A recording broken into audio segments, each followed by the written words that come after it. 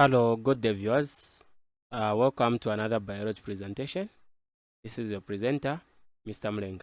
So in this presentation, we are going to answer 2006 biology paper 2, specifically question 3.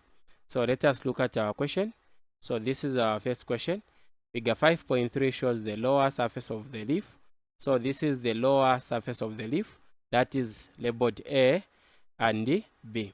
So our question A1, identify and state the functions of the parts labeled A and B. So here we have one question which needs two answers. We need first to identify the part labeled A, then we also state the function of this part labeled A, then we also need to identify the part labeled B and we state the functions. So we are going to start with the part labeled what? A. So this part labeled A, you can see that it's inside, okay, right here. So since this is the lower surface of the leaf, so this part labeled A, this is the part that we call the stomata, okay, singular. So this is the stomata, and the function of the stomata, it just allows the exchange of what? Gases. So some gases will diffuse in, other gases will diffuse out. So that is this function. So we have said the function, it allows gases in and out of the what? Of the leaf. So let us now identify the part labeled B. So the part labeled B, you can see this part labeled B, it's outside right here. So this part labeled B, they have not pointed at 1, okay? They are pointed at 2, meaning that our answer should be a plural. So the part labeled B, it's outside right here, okay? It's outside right here, and the stomata, they are inside right here. So this part labeled B right here, which is outside, this is what we call the guard cells. So these are the guard cells. So what is the function of the guard cells? So because we have the stomata right here, so these guard cells, they control the opening and closing of the what? Of the stomata. So that is the function of the guard cell. So the guard cell, we have said, controls the opening and closing of the stomata. So we have answered this question 1A1. Let us now move on to our next question. So this is our question A2. What happens to part A in windy conditions? So part A right here, as you can see, this is the stomata.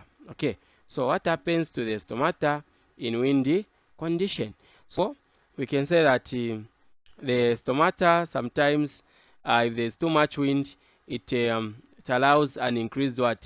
Transpiration. Okay, it allows an increased transpiration. So this can happen to the stomata. Okay, apart from that, we can also say that what will happen to the stomata when there is too much wind is that the stomata, it remains open as the diffusion shells, they get wiped away by the wind. Okay, so that is the answer that we can write. So what happens to part A, which is the stomata in wind condition? So we have said that in windy conditions, the stomata, which is part A, it remains open as the diffusion shells get wiped away by the wind. So we have answered our question A2. Let us now move on to our next question. So this is our question B1. What would be the effect of excessive loss of water on part B? So here is our part B, which is the guard cells. So what would be the effect if the guard cells have lost too much water? So if the guard cells lose too much water, what will happen is that these guard cells, they are going to become smaller and weaker. So when they become very small and weak, it means that they are going to disturb the normal functioning of the what? Of the stomata. So you can write our answer as part B, which is the guard cell, becomes smaller and weaker, hence disturbing the functioning of part A, which is the stomata. So we have answered our question B.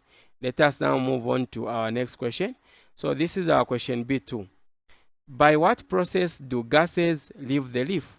So gases will leave the leaf through the process called diffusion. Okay, so this is our answer. So let us now move on to our next question. So this is our question C. So our question C reads, how is the cactus plant adapted to restrict water loss by evaporation? So here they want us to explain how a cactus plant is adapted to restrict water loss by evaporation. Okay, so first of all, we must know that the cactus plants, they have numerous adaptations that allows them to minimize water loss through evaporations. So I'll just mention the few. The first one is that cactus plant, they have got they have spines instead of the leaves. So this means that the cactus plant, they have evolved spines instead of the broad the broad leaves. Apart from that, these spines, they have a much smaller surface area than the leaves. So this is very important because it reduces the amount of water loss through transpiration, which is the evaporation from where? From the leaves. Okay.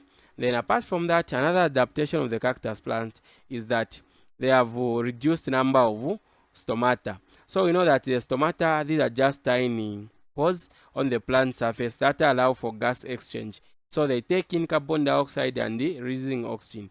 So for the reduced number of stomata, you find that the cactus plants, they have fewer stomata than most plants. So hence this reduces water loss through transpiration.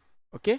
So apart from that, you may find that many cactus plants, they also open their stomata only at night when it is cooler and less humid, hence furthering conserving what? The water. Another adaptation of the cactus plant is that they have water storing what? Stems. Okay, so cactus stems are succulent, meaning that they are fresh and they are capable of storing large amounts of water. So this allows the cactus plant to be able to survive long periods without rainfall by drawing on their internal water reserves. So you can see that there are quite a number of adaptations of the cactus plant that restrict water loss by evaporation. Apart from that, another adaptation is that the cactus plant, they have thick and wax cuticle. Okay, so the outer part of the cactus plants is covered with a thick wax layer that we call a cuticle. So this wax cuticle, it's just a coating that acts as a waterproof barrier, and it prevents the water from evaporating from the plant's surface. That is another adaptation. Apart from that, you can say that the cactus plant, it just eliminates the leaves, and this reduces transpiration rate in a plant. So you can see there are many adaptations. So from those many adaptations that I've explained, you're just going to write one. So you say cactus plant have thick wax cuticle that acts as a waterproof barrier, preventing water from evaporating from the plant's surface. So this is our answer to our question C. So we've come to the end of our presentation. Thank you so much, everybody, for having time to view this content. This has been your presenter, Mr. Mlenga. Bye-bye.